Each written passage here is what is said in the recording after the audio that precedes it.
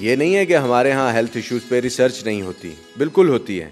लेकिन उस रिसर्च की फाइल भी अक्सर औकात दब जाती है।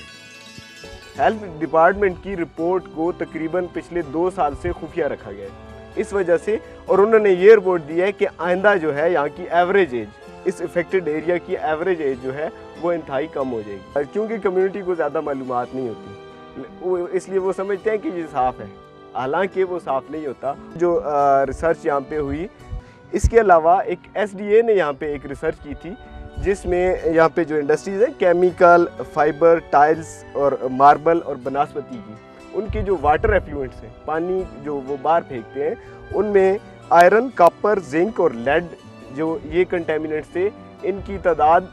तकरीबन 4 गुना से 5 गुना 6 गुना ज़्यादा थी जो वो एफ्लुएंट्स बाहर फेंक रहे थे। दुनिया भर में सनती इदारे फ़ज़ाई आलूदगी और पानी की आलूदगी से बचने के लिए चारकोल यानी कोयले का इस्तेमाल तर्क कर चुके हैं, लेकिन हमारा सनतकार इस कानून पर कान नहीं धरता। वाटर कंटेमिनेशन का मसला ये है, एक तो मैंने आपको बता दिया कि अंडरग्राउंड वाटर जो है वो कंटेमिनेटेड हो चुका है नाइट्रेट्स की वजह से। दूसरा, सीमेंट इंडस्ट्रीज़ कोल इस्तेमाल करती हैं अपने फर्नेसेस के लिए, कोयले का इस्तेमाल। आप यहाँ पे नालों में जाएं, अब बिल्कुल स्याह पानी आपको मिलेगा।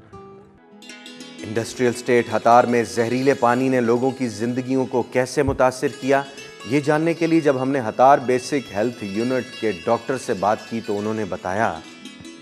वाटर कंटेमिनेशन के हवाले से मैं ये कहूँगा कि इसकी वजह से ज़्यादातर जो पेशेंट हमारे पास आते हैं वो गैस्ट्रोएंटेराइटिस के हैं, और बाद में जो है उनको एंटेरिक फीवर या टाइफाइड जिसको कहते हैं उसके पेशेंट्स भी आते हैं। तो वाटर जो है वो बिल्कुल प्योर नहीं है। एंड डिजीज़ तो ये देखेंगे, अगर गैस्ट्रोएंटेराइटिस है और दूर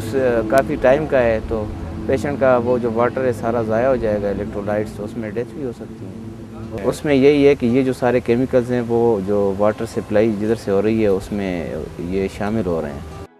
बेसिक हेल्थ यूनिट हतार के डॉक्टर साहब ने यहाँ की आबादी को आलूदा पानी पीने की वजह से ख़तरनाक अमराज की निशानदेही तो कर दी है, लेकिन डॉक्टर साहब की अपनी सेहत का मामला भी ये पानी पीने की वजह से ख़राब ही रहता है। पानी जो है ना वो साफ़ नहीं है। मैं अपनी मिसाल आपको देता हूँ कि मैं जो यहाँ का पानी पी लेता हूँ तो मेरा पेट ख़राब हो जाता है, इसलिए मैं जब आता हूँ यहाँ पे कोई पानी शानी नहीं पीता हूँ। पानी जो है वो बॉयल करके अगर लोग इस्तेमाल करें तो वो बेहतर है।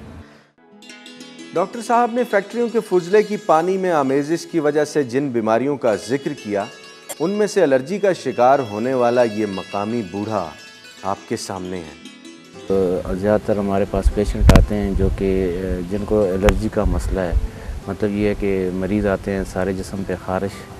कुछ ऐसे आते हैं जिसको उस एलर्जी की वजह से सांस की तकलीफ़ है,